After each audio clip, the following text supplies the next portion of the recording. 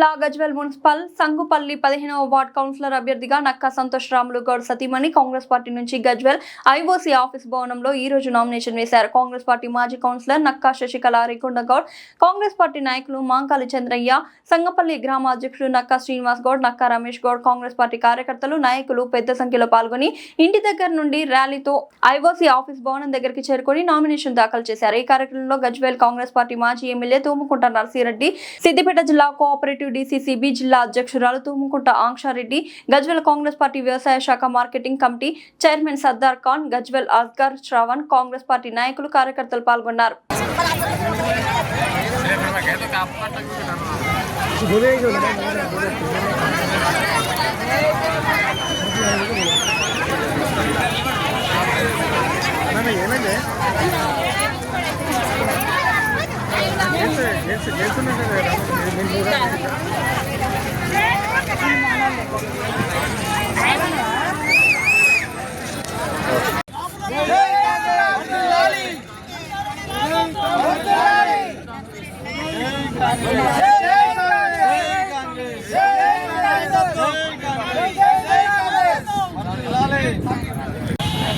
పదిహేనవ వార్డు కౌన్సిలర్గా నక్కా సంతోష్ రాములు గౌడ్ నామినేషన్కి తల్లి వచ్చిన 15వ వార్డు ప్రజలకు నా యొక్క ఉదయపూర్వక ధన్యవాదములు.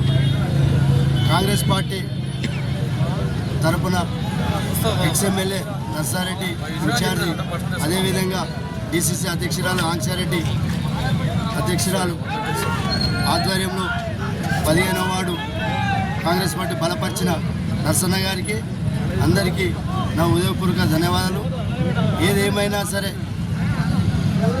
కౌన్సిలర్గా గెలిపిస్తే ఇంకా ఏదైతే ఊరు సమస్యలునో వార్డుకు సంబంధించిన సమస్యలను వారి యొక్క ఇంద్రమ్మ ఇల్లే కానీ, రేషన్ కార్డే కానీ, మరియు సన్నబియ్యమే కానీ, ఏదైతే మోరీలే కానీ, సీసీ రోడ్లే కానీ, ఏదైనా ఊరు సమస్యలే కానీ, 15వ వార్డు సమస్యలే కానీ, ప్రతి ఒక్క సమస్యలు ముందుండి డెవలప్మెంట్ చేస్తానని మీ యొక్క ద్వారా ప్రెస్ముఖంగా చెప్తున్నా.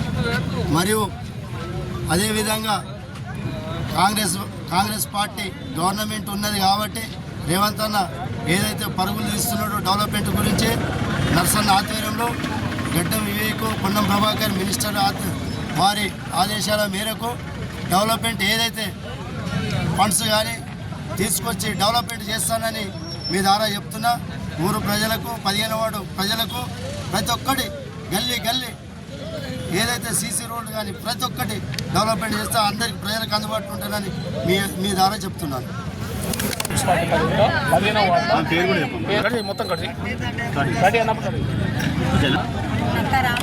సంతోష నామినేషన్ ఇస్తున్నాను.